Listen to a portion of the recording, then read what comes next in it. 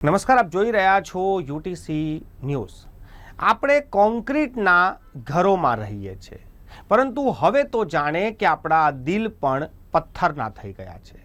વડોદરા શહેરમાં આટલી મોટી ઘટના બન્યાને 24 કલાક થવા આવ્યા, પરંતુ વડોદરા શહેરના નાગરિકોમાં એ સંવેદના જ દેખાતી નથી।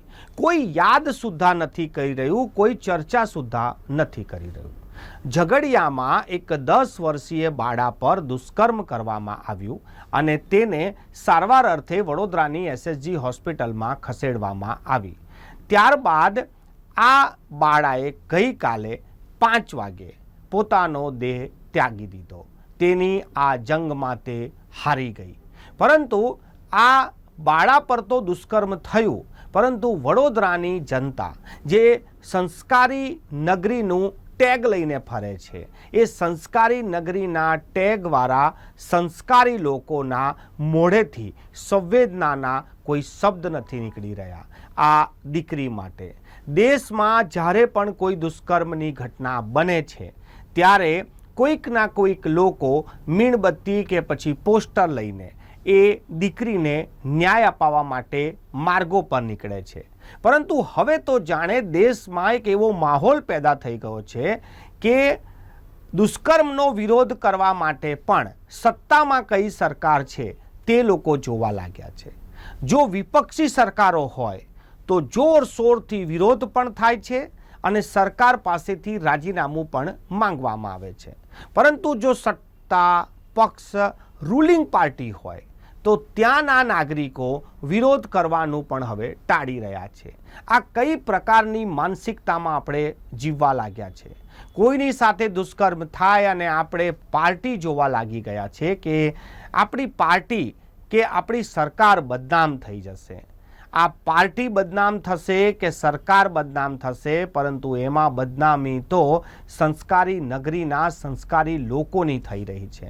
વડોદરા શહેરમાં સારવાર કરી રહેલી, સારવાર લઈ રહેલી એક માસૂમ 10 વર્ષીય બાળકી પર જ્યારે આ પ્રકારે દુષ્કર્મ થયું હોય અને એ બાળકીની ચર્ચા સુદ્ધા આપણે ના કરતા હોઈએ, ત્યારે કેટલી શરમજનક બાબત છે। સરકાર તો સરકારનું કામ કરશે અને વિપક્ષ તો વિપક્ષનું કામ કરશે।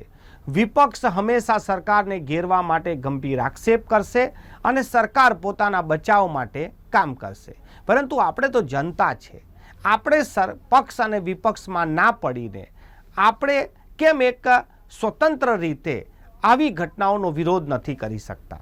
આપણે કેમ ઇંતજાર કરીએ છીએ કે આવી ઘટનાઓ વિપક્ષી પાર્ટીના સરકારોમાં થાય અને આપણે એનો જોરશોરથી વિરોધ કરીએ?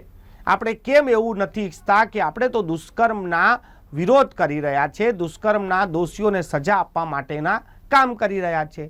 આપણે કેમ આ જોવા લાગી ગયા છે કે મારી સરકાર બદનામ થઈ જશે? સાહેબ, સરકાર બદનામ નથી થઈ, આ શહેર બદનામ થઈ રહ્યું છે।